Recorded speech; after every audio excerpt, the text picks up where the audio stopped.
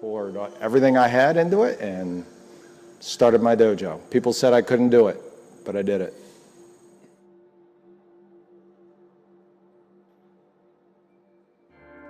My brother and my father. So when I was a kid, I didn't really realize that kids didn't wrestle and fight the way we did until I got a little older.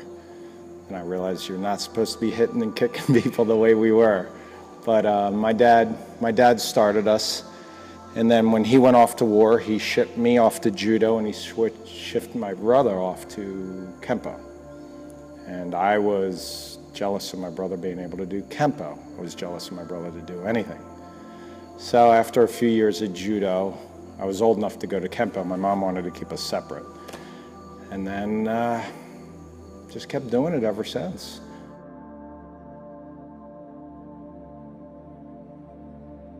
I've tried just about everything. Chinese is the line I didn't go down except for when I met my Sifu and he was teaching Wing Chun. And I realized, like, wow, I was missing out on something. But that's really the only Chinese art I've ever really followed. I've done some other stuff, but passionately Wing Chun, and that's it. All the others I really enjoy the Japanese arts. Daitru and sword, yeah, Japanese sword, Daitru, which is still, you know, considered one of the Japan's national treasure.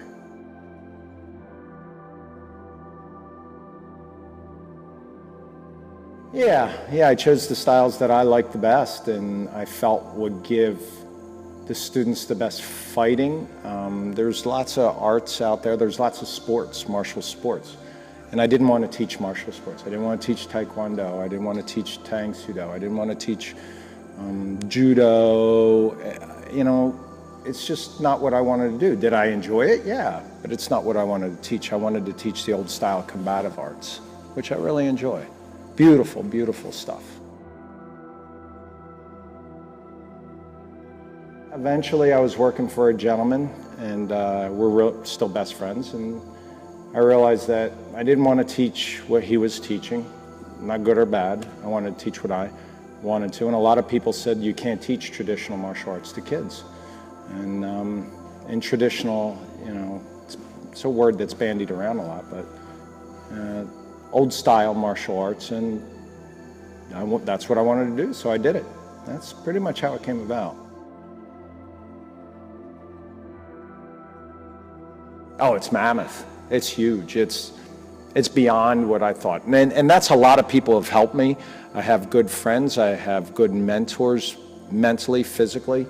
And it's grown from a little idea into a huge, I don't want to say movement, but an idea that we can do more with kids than just entertain them for 45 minutes and then send them on their way.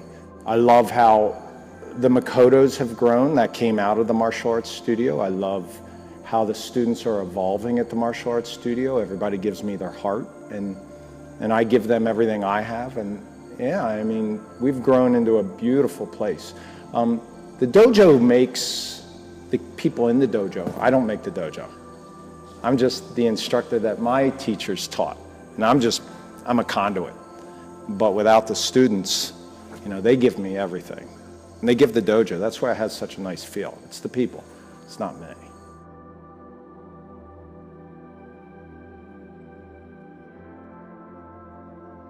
Hitting opening day the very first day, because it was a video shop and I was tearing it apart at 3 in the morning, still working my other dojo jobs. And then Daitru and sword, meeting the biggest success for me personally is meeting my senseis, because I can't go any higher. I've met the best in what we do, the #1 teachers in the world, and they're still my teachers. And I mean, you can't get any higher than what they do. Those are my successes. And the students, like you, from little babies, you guys are still here. I still have students coming back in their 20s, you know, and then I'm seeing, sometimes I see their kids. I don't really have one, you know. I mean, laying the floor was a pretty big job.